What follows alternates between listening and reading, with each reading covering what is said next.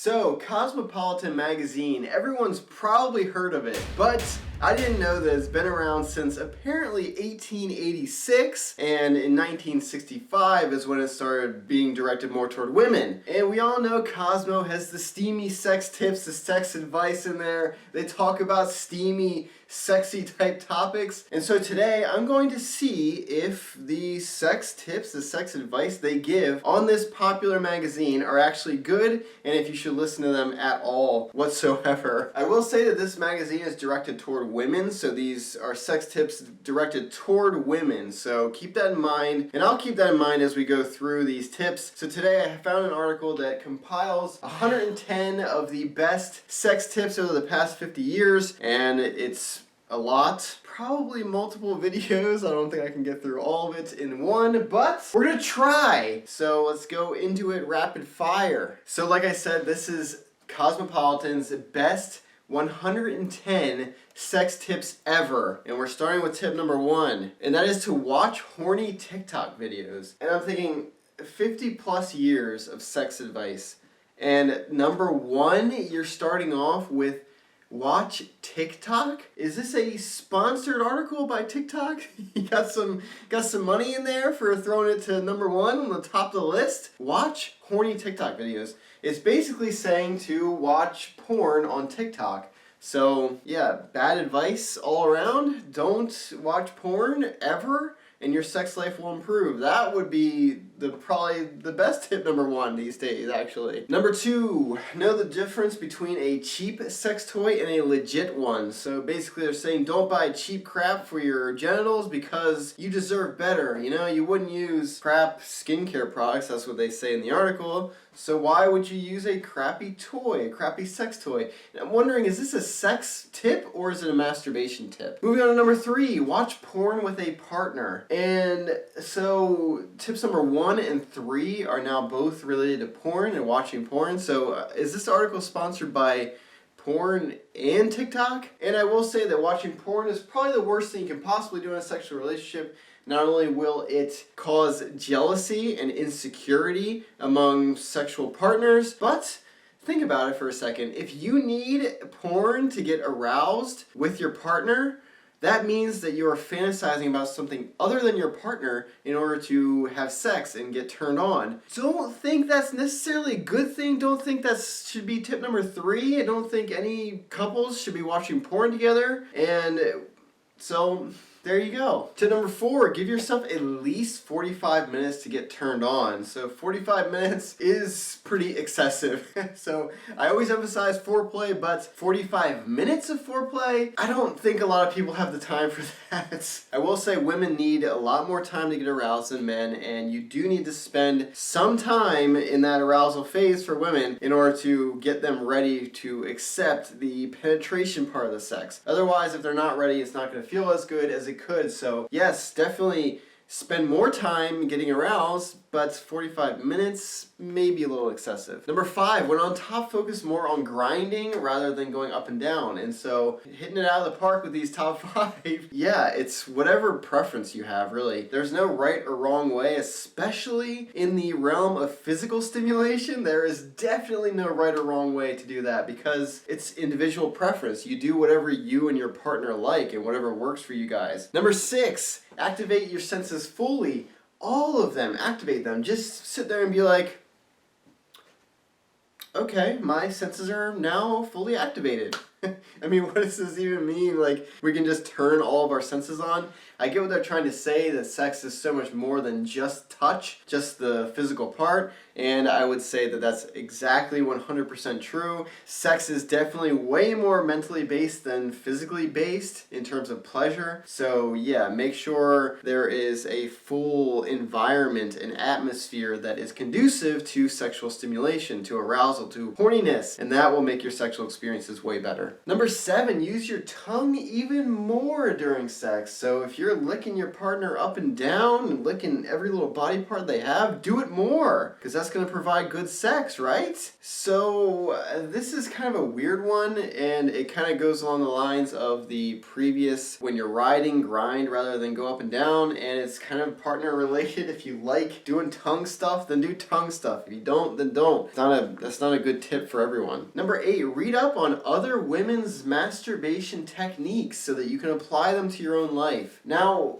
again, is this article for the best sex tips or the best masturbation tips? And fine, if you want to improve your personal experience with masturbation, then go for it. Get some inspiration, girl. You do you. But can we apply this to sex? Maybe, if you figure out that you like certain things. But sex is always going to be different than masturbation because of that psychological part that I mentioned before. Number 9, take a voyeuristic gander at all of the steamiest sext out there. Sexts. No, so not like sex, S-E-X, S-E-X-T, sext. I mean, I guess browse Literotica and turn yourself on. Yeah, I guess you can copy and paste some of these things and send them to your partner. The most applicable use of this would be to figure out what you like fantasy-wise. So if the sexts are dealing with dominance and submission and you really like that, then do that when you are actually having sex. So it can be a good way to figure out what you like mentally, those psychological things that are turn-ons for you, that are arousing to you. That is a worthy thing to do. So not too bad. But number 9, find a woman-friendly porn site for some visual stimulation. So again, with the porn, don't watch porn, male or female. It has awful effects. It will ruin your life completely. If you guys get any sex advice that has to do with porn and it shows porn in a positive light, in a sex positive way, then that is bad sex advice and you should ignore it. Number 11, consider trying a workout designed specifically for increasing stamina during sex. So I guess any cardio?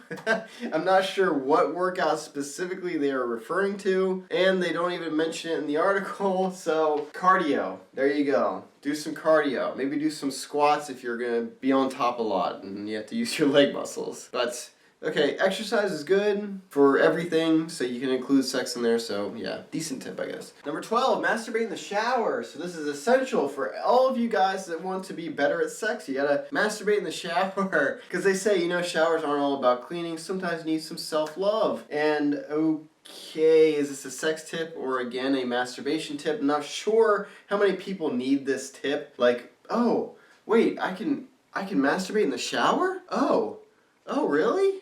I mean, who is this for? Number 13, try a nipple toy that isn't just a nipple clamp. So, nipple stimulation is what we're all about here. We're reserving nipples for number 13. I feel like we could have added some things between, 1 and 13, between number 1 and nipples that would have been better, but this is where we are right now. So number 13, nipple play. Okay, if you like nipple stuff, then do it. Fine, whatever. Number 14, try giving a virtual BJ. You might find it hot, so get on your Zoom call and do a virtual BJ. I'm not sure what that looks like. I've never received one. Maybe it's awesome. It can probably bring you guys together if you're in a long-term relationship, long-distance relationship, where you haven't met in person, but you want to have sex because of the whole quarantine situation. But I mean, is that going to improve your sex life? Maybe. I mean, it's an odd tip. What can I say? It's an odd tip. Moving on to number 15, get a sex swing. So don't be a swinger, get a sex swing instead, and that's gonna spice up your sex life. I have never used a sex swing. I don't think that they are necessary whatsoever, so that's just my opinion. If you want that for variety, if you want that for ease of access to whatever orifice that you want to access that the swing will allow you to, then go for it and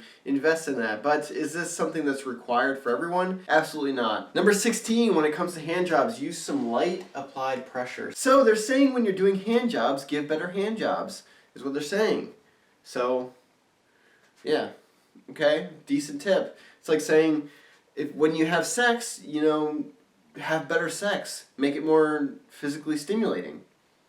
It makes sense. 17, also on the note of hand jobs, don't forget to play with the balls. Okay, fine. If your partner likes that, then go for it. If they don't, then don't. And I think with a lot of these tips that they're telling you to do, they're going to be individually preference based. Some people are going to love when you play with their balls, some people are going to hate it. So talk to your partner. That should have been probably tip number 2 behind don't watch porn. Should have been talk to your partner and get to know them and figure out what they like, rather than just reading an article like this one and just applying all these tips to your real life. Number 18, give a sexy lap dance. So yes, this can be a good thing for arousal, for turning your partner on and actually turning yourself on. The more you can kind of get into that sexual mode and get the blood flowing and the thoughts going about how sexy your partner is, how sexy you feel, how comfortable you feel in your own skin when you're doing that, the better the sex will be. So it actually does, this is a pretty good tip actually. So actually the more seduction you do,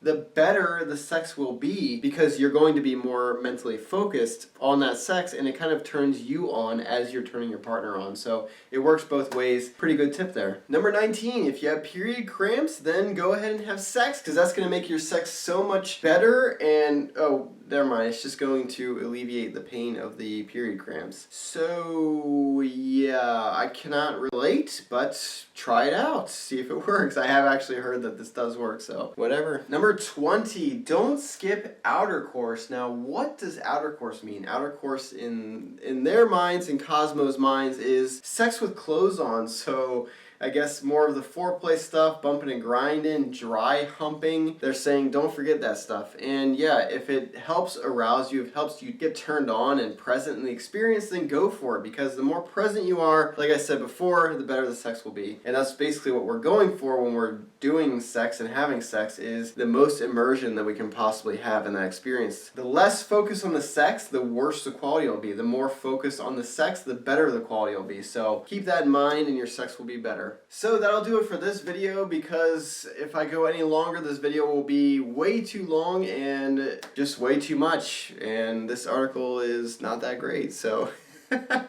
And yet I have another 90 sex tips to go over, so stay tuned for part 2 and 3 and probably part 5 and 6, honestly. So anyway, if you like this video and you found it informative, leave me a like, come back for more sex advice from me, a sex coach. Definitely consider subscribing. Thank you so much for watching, I truly appreciate it, and I hope to see you guys in the next video.